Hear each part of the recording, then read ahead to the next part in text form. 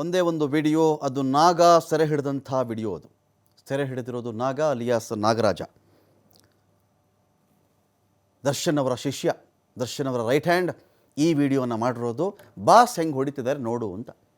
ಏನೋ ಒಂದೊಂದು ಶೋಕಿಗಳಿರ್ತವೆ. ಶೋಕಿ ಇರುತ್ತೋ ಇಂಥ ಗ್ರಾಚಾರಕ್ಕೆ ಅಂತಲೇ ಆ ವಿಡಿಯೋ ಮಾಡಿದ್ನೋ ಗೊತ್ತಿಲ್ಲ. ದರ್ಶನ್ಗೆ ಇವತ್ತು ಈ ಒಂದು ವಿಡಿಯೋ ಉರುಳಾಗಬಹುದು, ಮುಳುವಾಗಬಹುದು. ಬೇರೆ ಏನು ಕಥೆ ಆದರೂ ಹೇಳ್ರಿ ನೀವು, ಯಾವ ಸ್ಟೋರಿ ಆದರೂ ಹೇಳಿ. ನಾನು ಅಲ್ಲಿಗೆ ಬಂದಿರಲಿಲ್ಲ, ಅಲ್ಲಿರಲಿಲ್ಲ, ಇಲ್ಲಿರಲಿಲ್ಲ, ನನಗೆ ಗೊತ್ತೇ ಇಲ್ಲ, ಇವನು ಹೊಡೆದ ಅವನು ಹೊಡೆದ, ನಾನು ಚಿನ್ನ ಯಾಕೋ ಹಿಂಗೆ ಮಾಡಿದೆ ಚಿನ್ನ ಅಂತ ಸುಮ್ಮನೆ ತಲೆ ಮೇಲೆ ಒಂದು ಹೊಡೆದು ಊಟ ತಿನ್ಕೊಂಡು ಹೋಗೋ ಚಿನ್ನ ಅಂತ ಕಳಿಸ್ಬಿಟ್ಟೆ. ಇದೆಲ್ಲ ನೀವೇನು ಕಥೆ ಬೇಕಾದರೂ ಮಾತಾಡಿ, ಎಷ್ಟು ಬೇಕಾದರೂ ಮಾತಾಡ್ಕೊಳ್ಳಿ ನೀವು. ಅದಕ್ಕೆ ನೋಡಿ, ಪೊಲೀಸರು ಒಂದು ಆ ಮೊಬೈಲನ್ನು ಸೇಫ್ ಮಾಡೋದು. ತಪ್ಪಿ ಆ ಮೊಬೈಲಿಂದ ಇನ್ನೊಂದು ಕಡೆಗೆ ಒಂದು ಮೊಬೈಲ್ಗೆ ಹೋಗಿತ್ತು ಅಂದ್ಕೊಳ್ಳಿ. ಫಾರ್ ಎಕ್ಸಾಂಪಲ್, ಇನ್ನೊಂದು ಮೊಬೈಲ್ಗೆ ಹೋಗಿ ಅಲ್ಲಿ ವಿಡಿಯೋ ಇದ್ದಿದ್ದರೂ ಕೂಡ ಅದು ಪ್ರಧಾನ ಸಾಕ್ಷ್ಯ ಕನ್ಸಿಡರ್ ಮಾಡಲ್ಲ. ಎಷ್ಟೋ ಸಂದರ್ಭಗಳು ಅದಾಗ್ಬಿಡುತ್ತೆ. ಪ್ರಜ್ವಲ್ ಕೇಸ್ ಹಾಗೆ ಅಲ್ವೇನ್ರಿ? ಪ್ರಜ್ವಲ್ದು ಯಾವ ಮೊಬೈಲಲ್ಲಿ ಅವನು ಹಿಡಿದಿದ್ದ ಅಂತ ಆರೋಪ ಬಂದಿದೆಯೋ ಆ ಮೊಬೈಲೇ ಸಿಕ್ಕಿಲ್ಲ ಯಾರಿಗೂ ಇವತ್ತಿಗೆ. ಅದನ್ನು ಡಿಕೋಡ್ ಮಾಡೋದು ಅಷ್ಟು ಈಸಿ ಅಲ್ಲ. ಇದ್ರ ಬಗ್ಗೆ ಮಾತಾಡಲಿಕ್ಕೆ ನಮ್ಮೊಂದಿಗೆ ವಕೀಲರಾಗಿರ್ತಕ್ಕಂಥ ಸಂಜಯ್ ಅವರಿದ್ದಾರೆ, ಹೈಕೋರ್ಟ್ನ ವಕೀಲರು. ಸರ್ ನಮಸ್ತೆ ಸಂಜಯ್ ಅವರೇ. ಈಗ ಎಲ್ಲ ವಿಚಾರಗಳ ಆಚೆಗೆ ಒಂದು ಕ್ರೂಷಿಯಲ್ ಪಾಯಿಂಟ್ ಏನಂದರೆ, ದರ್ಶನ್ ಕೇಸ್ನಲ್ಲಿ ನಾಗರಾಜ ಅಲಿಯಾಸ್ ನಾಗ ಅನ್ನೋನು ದರ್ಶನ್ ಅವರು ರೇಣುಕಾಸ್ವಾಮಿಗೆ ಹೊಡಿಬೇಕಾದ್ರೆ ವಿಡಿಯೋ ಮಾಡ್ಕೊಂಡಿದ್ದ. ಈ ವಿಡಿಯೋನ ಹೇಳಿಕೆಯಲ್ಲೂ ತೋರಿಸಿಲ್ಲ, ಯಾವುದೇ ಸಾಕ್ಷಿಯಲ್ಲೂ ತೋರಿಸಿಲ್ಲ, ಮಹಜರಲ್ಲೂ ತೋರಿಸಿಲ್ಲ, ಎಲ್ಲೂ ತೋರಿಸದೆ ಸೀಕ್ರೆಟ್ ಆಗಿ ಇಟ್ಟಿದ್ದಾರೆ. ಡೈರೆಕ್ಟ್ ಜಡ್ಜ್ ಮುಂದೆ ಇಡ್ತಾ ಇದ್ದಾರೆ ಇದನ್ನು ಅಂತ. ಆ ಥರದ್ದು ಕಾನ್ಸಿಕ್ವೆನ್ಸಸ್ ಏನು ಸರ್? ಈಗ ಜಡ್ಜ್ ಮುಂದೆ ಇಡೋ ಉದ್ದೇಶ ಏನು ಆ ಥರದ್ದು ಅಂತ? ಈಗ ಕೆಲವೊಂದು ತನಿಖಾ ಮೆಟೀರಿಯಲ್ ಏನಿರುತ್ತೆ ಅದು ಆರೋಪಿ ಮಿಸ್ಯೂಸ್ ಮಾಡ್ಕೊಬಹುದು ಅನ್ನೋ ಒಂದು ಉದ್ದೇಶ ಇದ್ರೆ ಇನ್ವೆಸ್ಟಿಗೇಷನ್ ಆಫೀಸರ್ ಆ ಒಂದು ತನಿಖಾ ಮೆಟೀರಿಯಲ್ ನ ಡೈರೆಕ್ಟ್ ಜಡ್ಜ್ ಗಮನಕ್ಕೆ ತರಬಹುದು. ತಂದು ನಾಳಿನ ದಿನ ಅದೇನಾಗುತ್ತೆ, ಈಗ ಚಾರ್ಜ್ ಶೀಟ್ ಫೈಲ್ ಮಾಡಿದ್ರೆ ಪಬ್ಲಿಕ್ ಡಾಕ್ಯುಮೆಂಟ್ ಆಗೋಗುತ್ತೆ. ಕರೆಕ್ಟ್. ಸೊ ಅದು ಬೇರೆಯವ್ರ ಕೈಗೆ ಸಿಕ್ಕಿದಾಗ ಅದು ಮಿಸ್ಯೂಸ್ ಮಾಡ್ಬೋದು ಅಥವಾ ಟ್ರಯಲ್ಗೆ ಡಿಸ್ಟರ್ಬ್ ಆಗ್ಬೋದು ಅನ್ನೋ ಉದ್ದೇಶ ಇರೋದ ಇನ್ವೆಸ್ಟಿಗೇಟಿಂಗ್ ಆಫೀಸರ್ ಒಂದು ಪರ್ಟಿಕ್ಯುಲರ್ ಮೆಟೀರಿಯಲ್ ಅವ್ರಿಗೇನು ಕೇಸ್ಗೆ ಉಪಯೋಗ ಆಗುತ್ತೆ ಅನ್ಸುತ್ತೆ ಅದನ್ನ ಈಗಲೇ ಮ್ಯಾಜಿಸ್ಟ್ರೇಟ್ ಅವರ ಗಮನಕ್ಕೆ ತರಬಹುದು. ತಂದು ಅದನ್ನ ಗೌಪ್ಯವಾಗಿ, ಈಗ ಸಾಮಾನ್ಯವಾಗಿ ನಮ್ಮ ಕರಪ್ಷನ್ ಕೇಸಸ್ ಅಲ್ಲೆಲ್ಲ PC ಆಕ್ಟ್ ಕೆಳಗಡೆ FIR ಗಳು ಸೀಲ್ಡ್ ಕವರ್ ಅಲ್ಲಿ ಇರುತ್ತೆ. ಅದು ಮುಂದಿನ ತನಿಖೆ ಎಲ್ಲ ಆದ ನಂತರದಲ್ಲಿ ಅಷ್ಟೇ ಅದು ಪಬ್ಲಿಕ್ ಸಿಗುತ್ತೆ, ಆರೋಪಿಗೆ ಸಹಿತ ಸಿಗಲ್ಲ. ಅದೇ ರೀತಿಯಲ್ಲಿ ಯಾವ್ದೋ ಒಂದು ತನಿಖಾ ಮೆಟೀರಿಯಲ್ ಇವರಿಗೆ ಉಪಯೋಗ ಇದೆ ಅಥವಾ ಇದು ಪಬ್ಲಿಕ್ ಅಲ್ಲಿ ಬಂದ್ರೆ ಏನಾದ್ರು ತೊಂದರೆ ಆಗುತ್ತೆ ಅನ್ನುವಂತ ಇದ್ದಲ್ಲಿ ಅವರು ಅದನ್ನ ಕೋರ್ಟ್ ಗಮನಕ್ಕೆ ತರಬಹುದು. ಈಗ ಸಂಜಯ್ ಅವರೇ, ನಮ್ಗಿರೋ ಮಾಹಿತಿ ಏನು ಅಂತ ಹೇಳಿದ್ರೆ, ಸಪೋಸ್ ಈ ವಿಡಿಯೋ ಅಂತ ಇಟ್ಕೊಳ್ಳಿ, ಒಂದ್ ವೇಳೆ ತೋರಿಸಿದ್ರು, ಒಂದು ಮೊಬೈಲಲ್ಲಿ ಹಿಡಿದಿರ್ತಾನೆ ಅವನು, ನಮ್ಗಿರೋ ಮಾಹಿತಿ ಮೊಬೈಲಲ್ಲಿ ಇಟ್ಕೊಂಡಿರ್ತಾರೆ. ಕೋರ್ಟ್ ಮುಂದೆ ಈಗ ಮುಚ್ಚಿದ ಲಕೋಟೆ ಒಳಗಡೆ ಅದೇ ಮೊಬೈಲ್ ಇಟ್ಟು ತೋರಿಸಿದ್ರೆ ತಪ್ಪೇನಿಲ್ವಲ್ಲ?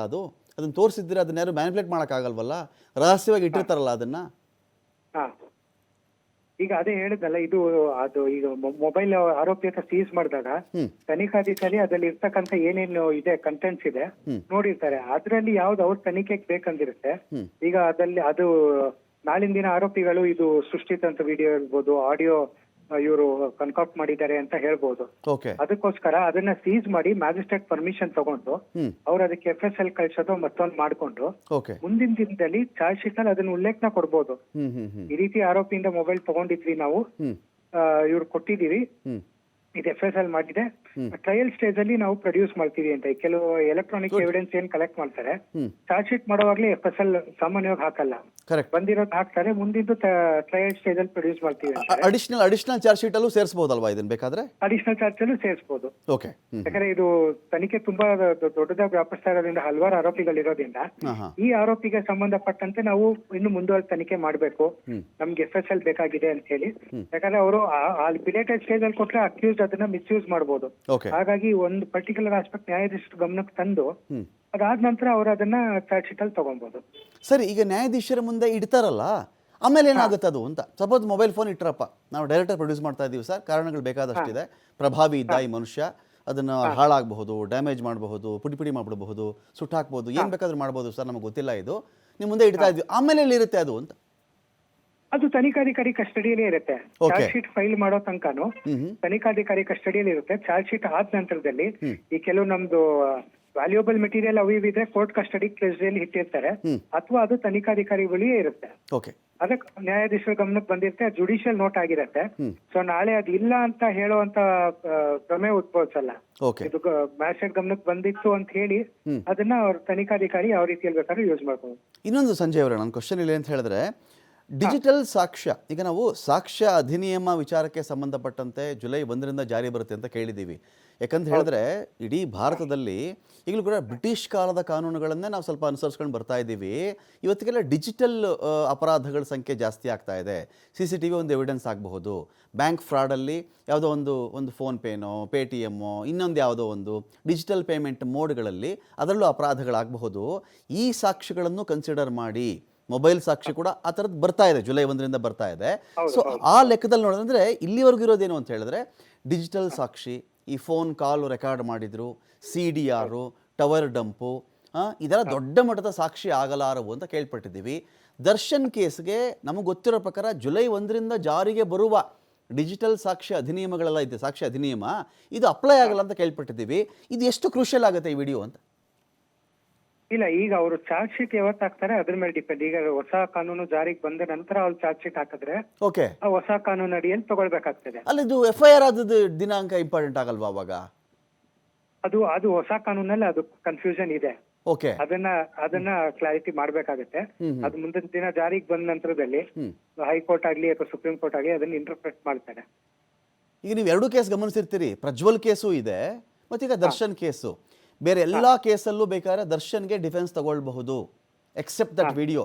ನಾನು ಇರಲಿಲ್ಲ, ನಾನು ಬಂದಿದ್ದೆ, ಹೇಳ್ಬಿಟ್ಟು ಹೊರಟೋದೆ, ಯಾರೋ ಬಂದು ಸಾಯಿಸ್ಬಿಟ್ರು, ನನಗಿದು ಗೊತ್ತೇ ಇಲ್ಲ, ನಾನು ಜಿಮ್ಮಲ್ಲಿದ್ದಾಗ ಆಮೇಲೆ ಪೊಲೀಸರು ಬಂದಾಗಲೇ ಗೊತ್ತಾಗಿದ್ದು, ಇದೆಲ್ಲ ಹೇಳ್ಕೊಳ್ಬಹುದು.